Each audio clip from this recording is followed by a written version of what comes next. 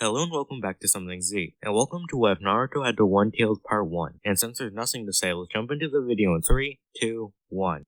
So we begin this what if before the actual series, when Hashirama was spreading out the tailed beast. And in this, instead of the Hidden Sand getting the one tails and the Leaf getting the 9 tails, they swap places. So in this, the Leaf and Shirky have been unable to sleep, or they would see horrible nightmares where they'd kill everyone around them. And since they were tired all the time, they were more agitated, and that made the villagers fear the Jinchuriki even more than in the canon. But even though this Kushina was more aggressive, she still got together with Minato, and eventually she got pregnant. And when it was the night of the birth, she was taken far from the village just in case something happens. And during the pregnancy, the One Tails got released, and it was instantly put under a genjutsu, and it began to attack the village. And the night ended with Shukaku being sealed within the newborn Naruto. But in the process, Minato and Kushina died. So we now skip to when Naruto was around 2 years old, and when Naruto was sleeping one night, he had a nightmare where he killed everyone around him, and there was a giant creature made out of sand. And when he woke up, he was in a cold sweat, and he tried to fall asleep again, but whenever he tried to sleep, he got the same nightmare, so he wasn't able to sleep that night. And when the sun was up, Naruto decided to take a walk around the village, and after a while, he noticed that the sand was following him everywhere he went, which was weird to him, since sand is rare to find in the area. And eventually, he comes across a couple of kids playing with a soccer ball, and one of the kids accidentally hit the ball too hard, and he was about to hit Naruto in the face. But before the ball hit Naruto, the sand that was following him appeared in front of Naruto, and it formed into a shield. And when the ball landed, Naruto picked it up and he tried to bring it back to the kids. But when they saw Naruto walk towards them, they got scared and they ran off crying. And when the adults saw this, they got mad at Naruto and they began to yell at him. So Naruto then ran off and eventually he went into the woods. And trying to figure out what was happening to him, Naruto tries to calm down. And in the process, he closes his eyes. And when he opens them again, he finds himself in a chamber filled with giant cages. And trying to find a way out, Naruto walks around.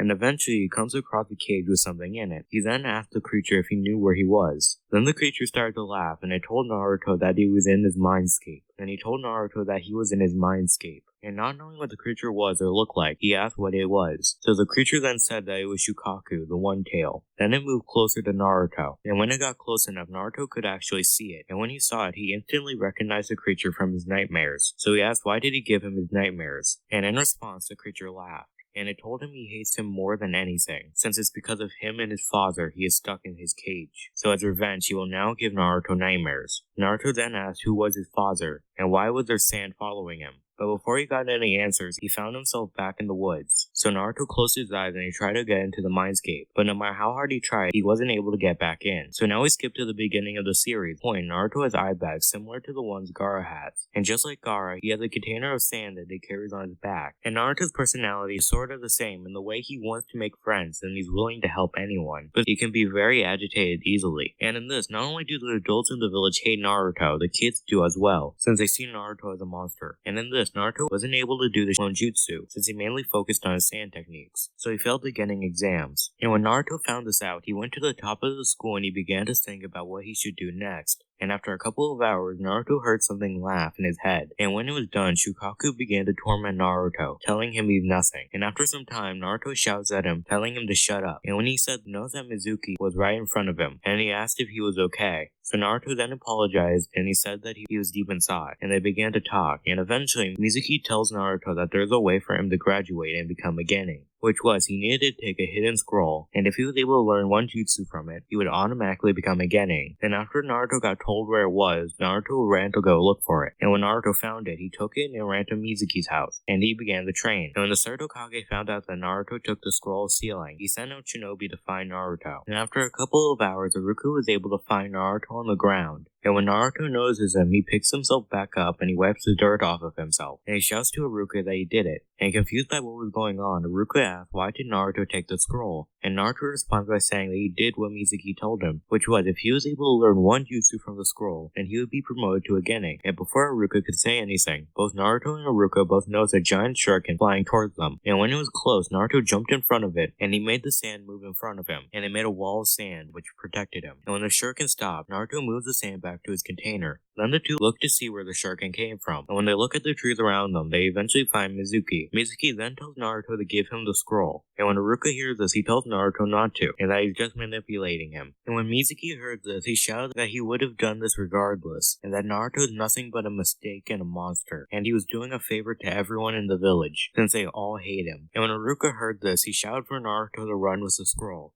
so Naruto began to run. And when he heard what Mizuki said, Naruto was shaken up since he knew that most people hate him. But if even his teachers believe that he's a monster, then what does he do? And after around half an hour, Naruto is hiding behind a tree, while Ruka and Mizuki are fighting. And while they're fighting, Mizuki asks Ruka why is he defending the monster that no one cares about. And in response, Ruka tells Mizuki that Naruto isn't a monster. And hearing this, Naruto calmed down, and he ran out of his hiding spot, and he told Mizuki that if he harmed Ruka again, he would kill him. And he told Ruka that he can rest. Then Naruto used the multi-Shadow Clone Jutsu, and he created around 50 Shadow Clones, which all started to manipulate the sand and rocks around them, and they turned them into shuriken, and they began to throw them all at Mizuki, which he was able to dodge most at first. But after some time, Mizuki began to be hit with the shurikens, and eventually he got hit on his arms and legs, and eventually he wasn't able to move without feeling a strong pain throughout his body. And when he was down, Naruto destroyed all the Shadow Clones, and he knocked out Mizuki. And when Naruto made sure that Iruka is okay, the sun began to rise. And that's when Iruka gave Naruto his headband, and he told him that he's now officially a Genin. So now we skip a couple of days. So it's time for the Genin to be put into groups, and the groups will be the exact same as in the canon. And when Kakashi asks the three what their goals are, Sasuke and Sakura's wants will be the exact same as in the canon. But Naruto's is different. What he says instead is he wants to become strong, and he wants to be respected by his peers and everyone in the village, and not be treated like a monster. And when Kakashi hears, he is honestly surprised, since he thought his goal would be similar to Sasuke's. But when the surprise wears off, he believes that he should still keep an eye on Naruto, since he can be mentally unstable, and with his power he can be a threat. And after the introductions, Kakashi ended the meeting, and he told them that the next meeting will be the next morning. So now we skip to the next day. And when Kakashi gets to the meeting place, he's around 3 hours late. Then he tells them that he will be giving them a test, which if they fail, they will be sent back to the academy. So he then explained the bell test, and when he was talking about the bells, Sakura pointed out there were only 2 bells. Then Kakashi explained that only 2 people maximum will be able to get the bells, so no matter what happens, at least one person will be sent back.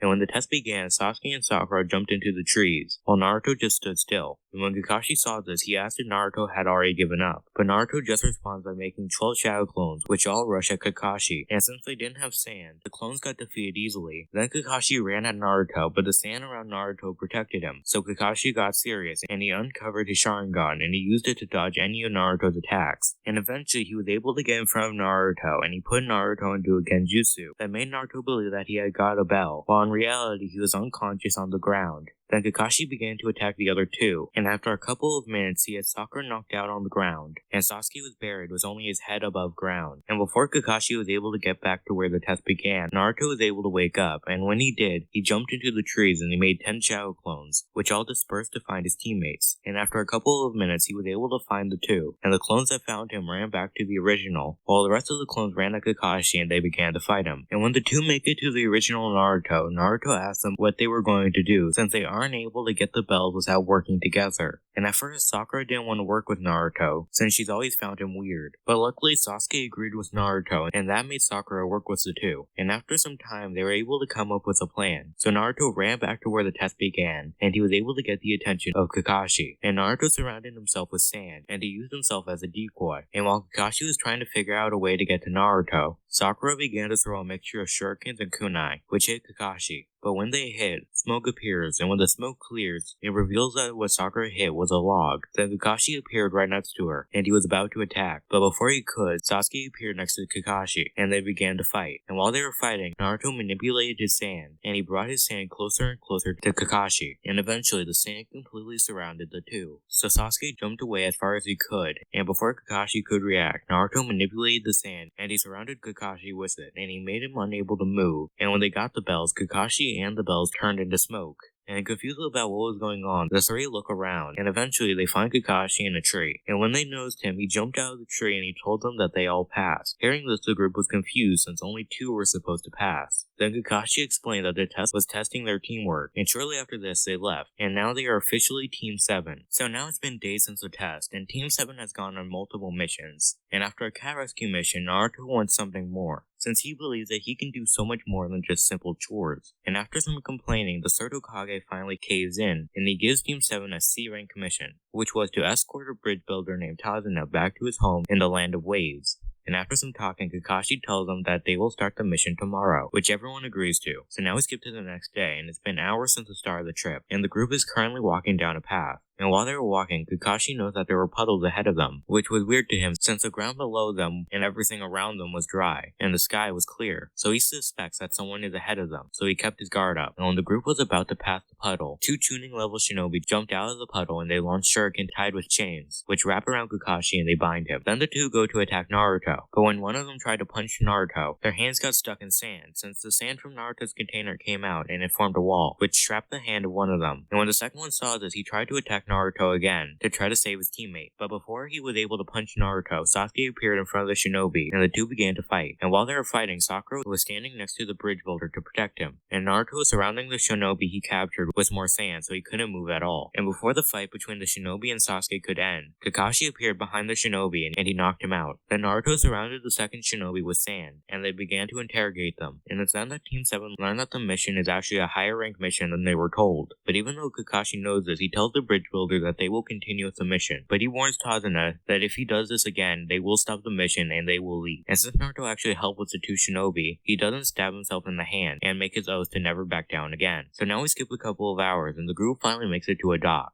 And after riding a boat for an hour, they make it to land and they continue to walk. And after a bit of time of walking in a forest, Kakashi warns everyone to get down. And right after they did, a giant sword falls from the trees above and it lands right in front of them. And when they look to see where the sword came from, they see Zabuza in a tree. And seeing and recognizing Zabuza, Kakashi uncovers his Sharingan, which makes Zabuza recognize him. Then Zabuza starts to surround the area in a thick mist. And when he's done, the 2 start to fight. And while they were fighting, Naruto uses sand and some of the dirt in the area to make a barrier around the Genin and the bridge builder. And after a while, Zabuza was able to trap Kakashi in a sphere of water. And a Zabuza water clone is walking towards the Genin in order to get to Tazuna. And seeing the clone walk towards them, Naruto thinks of a plan. And when he had one, he destroys half of the barrier and he creates 10 shadow clones. And while the water clone was distracted, Naruto gave Sasuke a Fuma Shuriken. And when Sasuke had it, he threw it at the real Zabuza, who was able to catch it at the last second. And at the last second, he was able to jump over the secret second one that was under the first one. But the second one is actually Naruto. And when he transformed back, he had his sand container with him, with some sand in it. And he used the sand he had to shoot out shurikens, which made Zabuza have to let go of the sphere containing Kakashi, or he would have been stabbed multiple times. And when Kakashi was able to catch his breath, he told Naruto to go back to the others. So Naruto nodded and he ran back to Tazuna and his 2 teammates. And when Naruto was gone, Zabuza and Kakashi began to fight again, until eventually Kakashi was able to get the upper hand, and he was about to deliver the final blow. But before he could,